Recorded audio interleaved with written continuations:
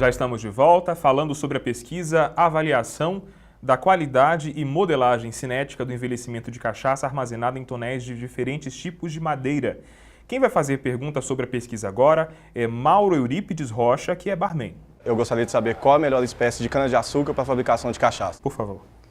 Bom, nós não temos uma cana-de-açúcar, mais específica para esse processamento.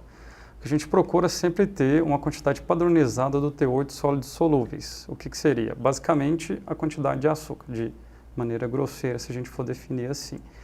Então, espera-se que tenha uma concentração que seja ideal para que as leveduras, ou seja, os micro-organismos que vão desenvolver o processo fermentativo, eles entrem em contato com esse caldo de cana e tenham a quantidade suficiente para que eles consumam e produzam o etanol de forma adequada.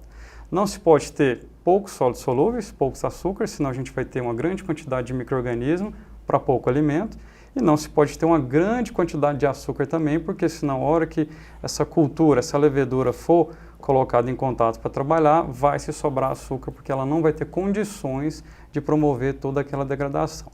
Então, especificamente, não tem um tipo. Vamos então a mais uma pergunta. Qual a melhor região para o cultivo de cana-de-açúcar e a fabricação de cachaça? Professor, por favor. Existe, sim, as cachaças mais famosas do Brasil, que estão concentradas na região salineira, na região de Salinas, no estado de Minas Gerais. Então, é de lá que, quando se fala em cachaça com alto padrão ou cachaça que tenha boa qualidade, se fala nas cachaças que são oriundas da região de Salinas. Mas, na verdade, quando se fala em cachaça, a gente sempre associa a Minas Gerais, as cachaças, as boas cachaças. E eu até empresto aí um dizer que eu ouvi já há algum tempo dizendo o seguinte: qual é a diferença que nós temos entre Minas Gerais e Goiás? É só a divisa. Então, as cachaças goianas, pode-se dizer que elas têm as mesmas características das cachaças mineiras. E o solo realmente interfere na qualidade da cachaça. Por quê? Porque no solo é que a planta vai buscar os seus minerais, e esses minerais vão passar para a fermentação e que vão interferir na qualidade da fermentação alcoólica, e automaticamente você pode ter uma característica de cachaça diferenciada com o solo. Que característica que é desejável para uma cana-de-açúcar? Uma das coisas que deve se considerar, que Salinas tem, é que ela tem um período seco bastante definido, que é mais ou menos igual ao período seco de Goiás. Então, esse período seco faz com que a cana, na época do corte, esteja no seu auge da maturação. Isso sim pode interferir na qualidade de uma cachaça e ter uma cachaça de excelente qualidade. Ok, inclusive nós agradecemos a participação do Mauro. Como é possível fazer pesquisa relacionada à engenharia de alimentos na UFG? Você fica sabendo agora no quadro Caminhos da Ciência. Para que na UFG, por exemplo, concorrer a uma bolsa de iniciação científica, ele tem que ter um coeficiente global. E esse coeficiente global ele não só obtém ele a partir do segundo semestre, quando ele concluiu o primeiro semestre. Aqui nós temos o mestrado em Ciência e Tecnologia de Alimentos. É estrito sensu, né? O ano que vem, no próximo ano, a gente vai pleitear o doutorado. Aqui nós temos as linhas de pesquisa, aproveitamento de recursos naturais, caracterização física, química e nutricional de frutos do cerrado. Tem a parte de pós-colheita também. Tem também controle higiênico e sanitário dos alimentos. São essas linhas de pesquisas. Por exemplo, controle higiênico e sanitário de alimentos geralmente trabalha com a parte de alimentos de origem animal.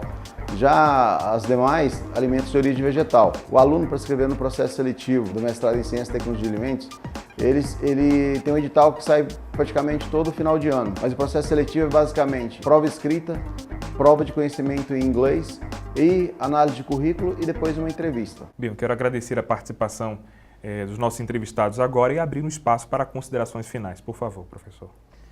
O que é interessante chamar a atenção para esse estudo, que nós, a princípio, nós não tínhamos tradição de estudar cachaça na Universidade Federal de Goiás. Então, esse foi, na Universidade de Goiás, acredito que no estado de Goiás, foi o primeiro estudo, eu iniciei como aluna, na verdade, de mestrado, mas foi o primeiro estudo estudando envelhecimento de cachaça em Goiás, com uma característica diferente dos outros estudos que a gente encontra a nível de Brasil. nós fizemos o estudo do envelhecimento para 4 anos. Normalmente, os outros relatos que se encontram publicados aí na literatura sempre são estudos para 1 ano de envelhecimento. Como esse projeto contemplava 5 anos de bolsa de pós-doutorado, então nesse projeto nós conseguimos fazer o envelhecimento e estudar durante 4 anos. Esse é o diferencial do projeto. Dr. Cláudio, obrigado pela participação.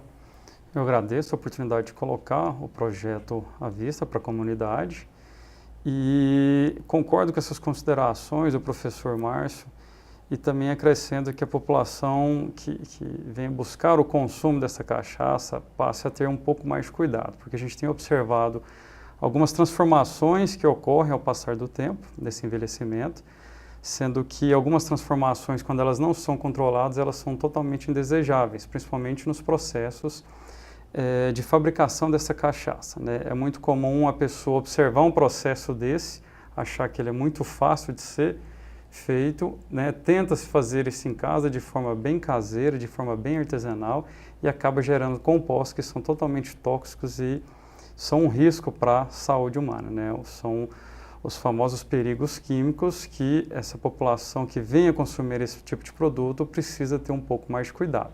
E tendo qualquer tipo de dúvida, o curso de Engenharia de Alimentos, nós aqui como integrantes desse projeto estamos à disposição na Escola de Agronomia, no setor de Engenharia de Alimentos, para que quem queira fazer algum contato, nós estamos inteiramente disponíveis para responder qualquer tipo de questionamento. Ok, muito obrigado. Este foi o Viver Ciência, uma promoção da Pró-Reitoria de Pesquisa e Pós-Graduação da UFG e uma realização da Fundação RTVE. Aqui mostramos que o conhecimento científico está ao nosso alcance. Continue acompanhando a programação da TV UFG e até a próxima semana com mais Viver Ciência.